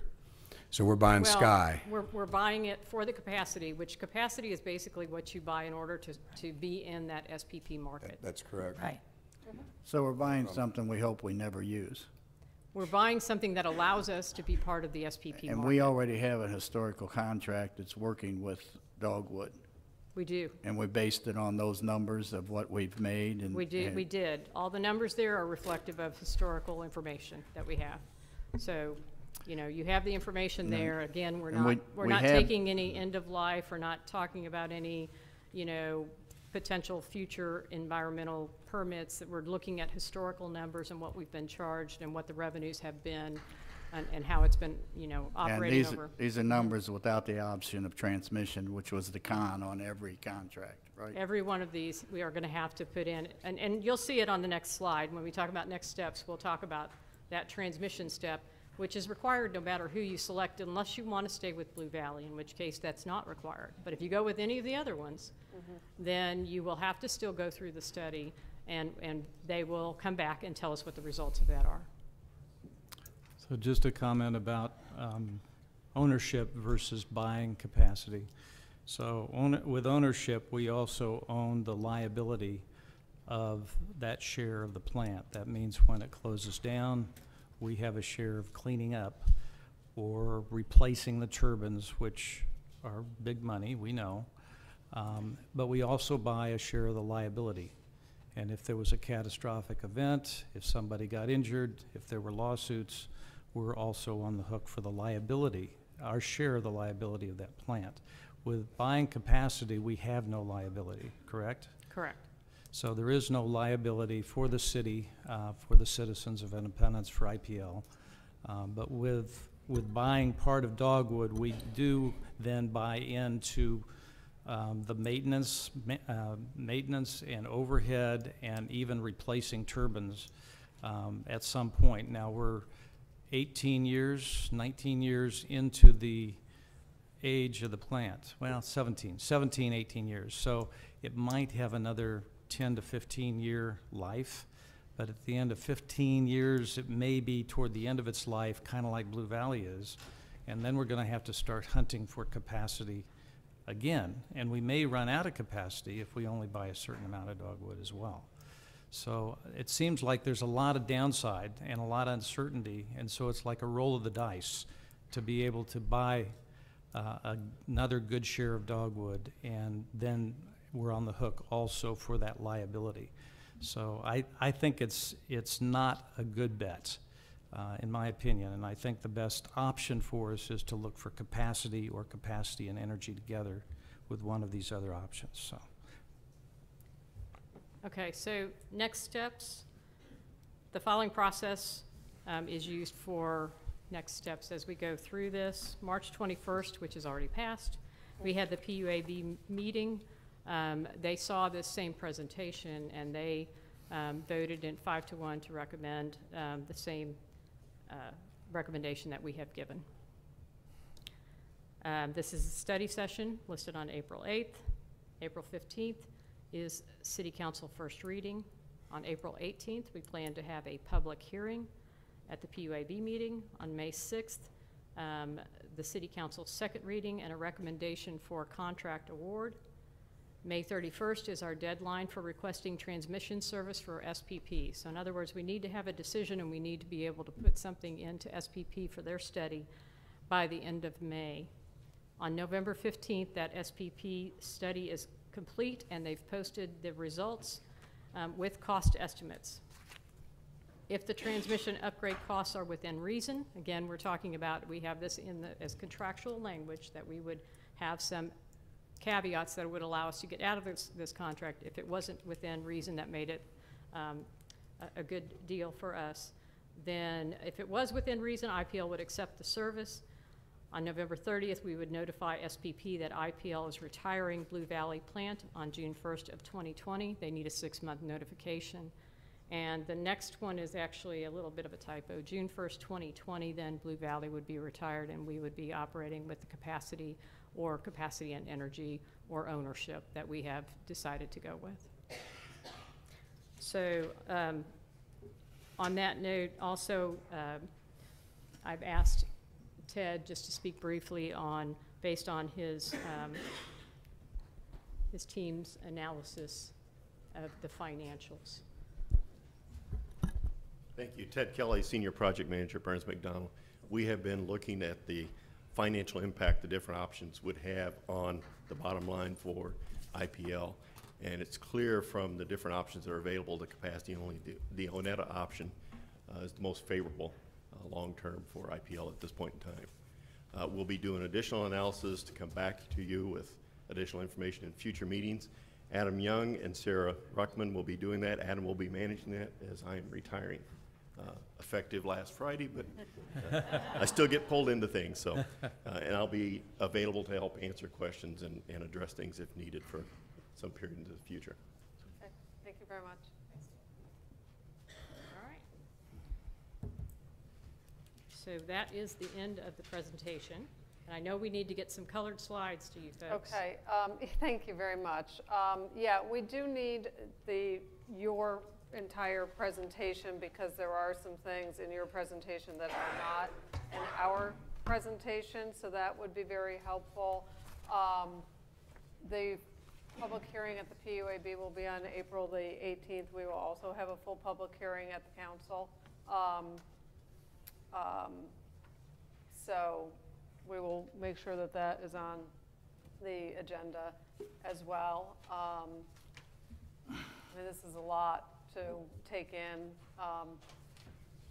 for first reading for next week, so it's going to be a busy week, but you know, hopefully we will be able to get these questions answered, have the discussion at the first reading, and then be prepared for the second reading in May. But we will need, you know, as soon as possible to get the complete presentation that we heard tonight, and Madam encourage Mayor. those public hearings. Yes. Sorry, I had a quick sidebar here with Councilman Huff as Mr. Kelly was speaking. during the financial impact study that he's looking at, is that going to be holistic with everything, all the eggs in the one basket here? Is that what we're going to be looking at? That could be everything we're going to look at, the whole 9 yards. And with that, AMI seems to be a very hot topic, obviously. So will that include a possible AMI implementation, or is that, and two, can that reflect what a non-AMI implementation will look like when it comes to rates? So yeah, at this point in time, because the council has voted to implement AMI, the financial evaluation that he's doing is looking at with an AMI implementation. So with that, could I make a request? I'm assuming that it's going to be just a click here and a click there. Can I have a difference of that? What does it look like? What does our rates look like without an AMI implementation as a supplement to that? We can look, I mean, we can look certainly at including the AMI costs and benefits and excluding an overall forecast. Okay, I would love to see that. Okay. Thank you. Thanks. As part of his evaluation, you're Correct. talking about, correct? Yes, if Yeah. it's a topic of discussion, I think it would be unwise if we don't look at a comparison with and with, or without and with that. So, thank you. Okay. Sorry. Anything else? Yes, sorry, Madam Mayor. That's okay. So with, if, sorry, if we make the movement to retire Blue Valley plant, what does that look like to us as a city, as to a power producing municipality? What do we do with Blue Valley? What are the steps with that? This is as critical as making a decision for purchase for power. So I'm not sure if I know which part of what do we do with Blue Valley that you're looking at. I mean, ultimately, for a Blue Valley shutdown, I've already asked my folks to start looking at what it would take to shut it down and put it in a safe condition. I've started discussions with one of the firms that the finance folks have found for us to talk about options for transitioning as far as any people issues and those kinds of things. So looking at what options we have for folks who might not have a position once we're shut down. We would look at other transition issues associated with things like consolidating warehouses and potentially consolidating control room operations so that we have the operations of the CTs in the same room with the rest of our operations. But as far as what we do with that power plant after that fact, I have no recommendations at this point, and that would be something that would probably require some thought and consideration. Agreed. If a decision is reached, can we, lack of a better word, Mr. City Manager, have a study session to see what type of reduction we're looking at, what type of movement of personnel, what type of consolidation we will have, just so we have a full understanding of what this means? Absolutely, and I would include in that conversation, Councilman, we do have a collective bargaining agreement with the union that oversees this group, and we need to be certain that we follow that. That's negotiated some things that we need to be cognizant of and exercise whatever decision is made there. That would be a top priority, certainly. Sure. Thank you. Mr. City Manager, can you also take a look to see if we're going to demolish it, how much that would cost? Or is that asking too much at this point?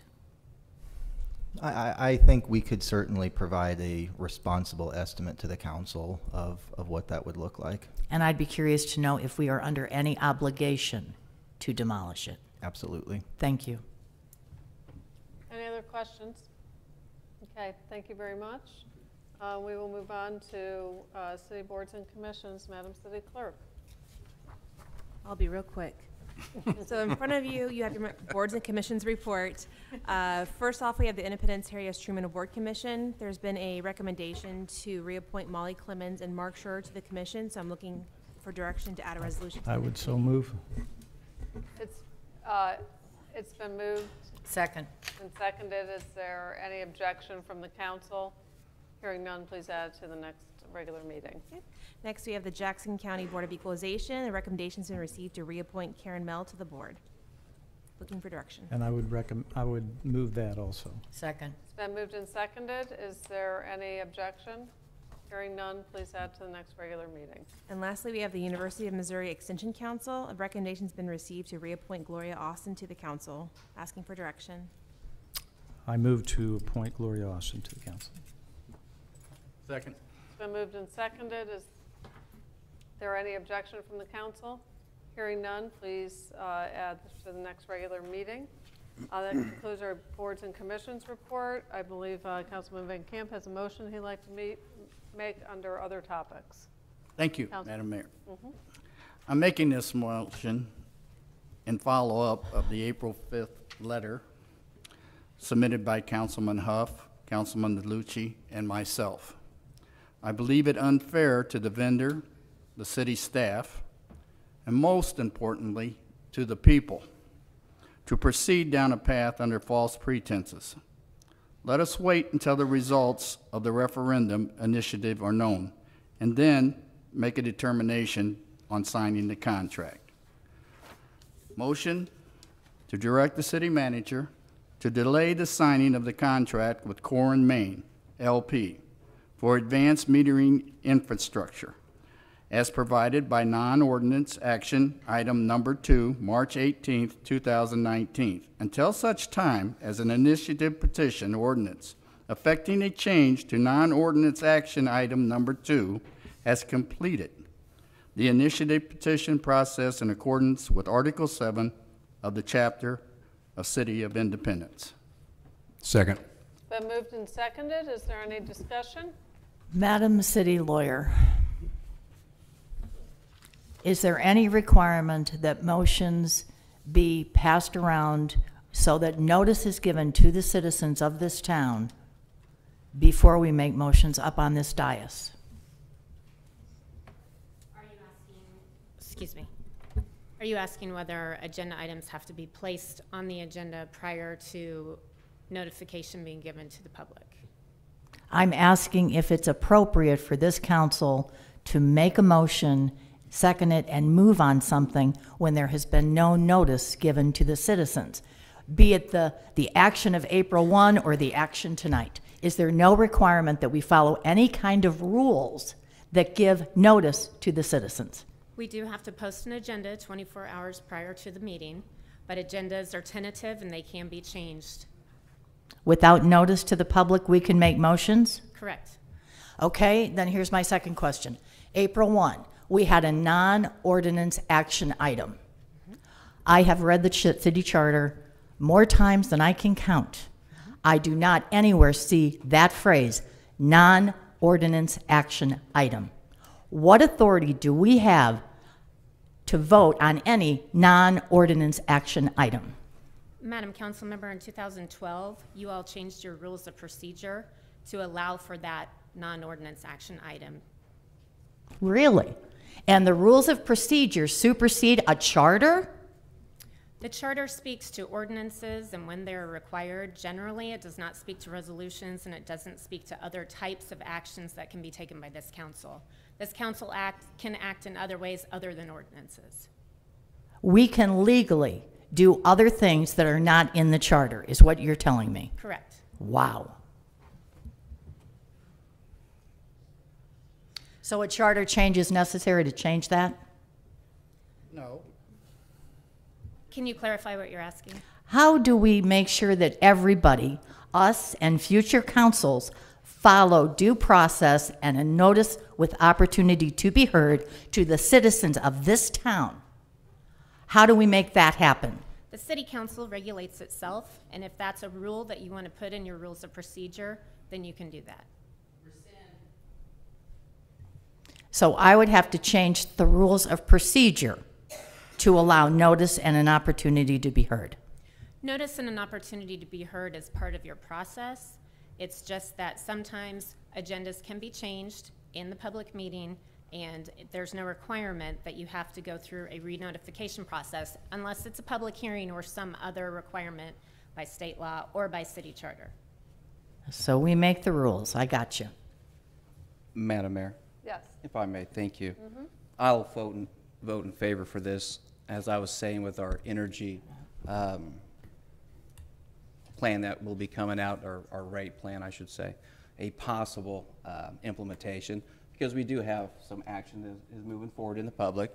I will support this and vote in the affirmative for this. Correct me if I'm wrong, Mr. City Manager, did we not do a non-notice change of roughly $5 million to our overlay program just 6 months ago, 5 months ago with the IDECR? It's been about a year ago. Has it been It was a year? last May. The original staff recommendation, both based on the lowest bid that was received, and I'm going off memory here, so pardon me if I misstate anything, but it was for IDECR. Council moved at that meeting to substitute and replace with a different contractor, and the following meeting moved to reconsider and switch that back to the original lowest bidder. Correct. So I would say to your point, Councilwoman, we have done this before to a tune of close to $5 million. That was an ordinance. Correct.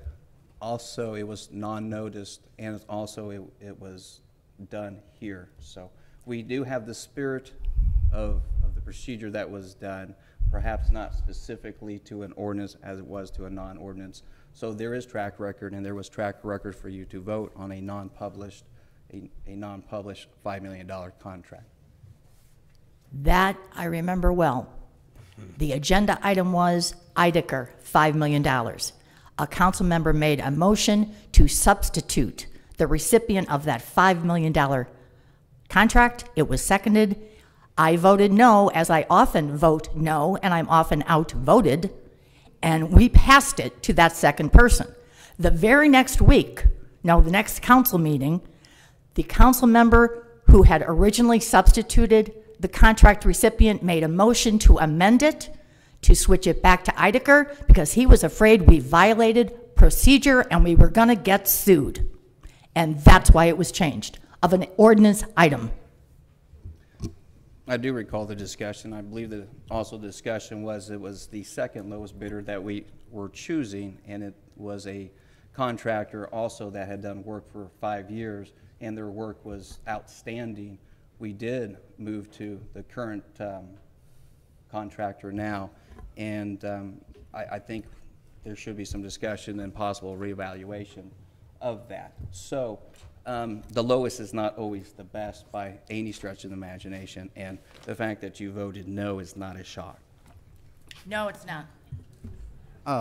If I There's may. a motion and a second on the floor to postpone the signing of a contract with Corn, Maine to allow for the process of the initiative petition and the results of that to be determined. Madam City Clerk, will you please call the roll? Councilmembers Huff? Yes. Perkins? Yes. Doherty? No. DeLucy? Abstain. Robertson? No. Benkamp? Yes. Mayor Weir? Yes. Or motion passes.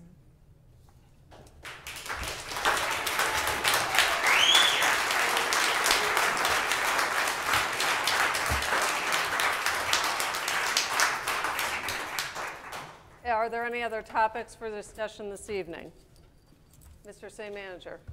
Nothing tonight, thank you. We are adjourned.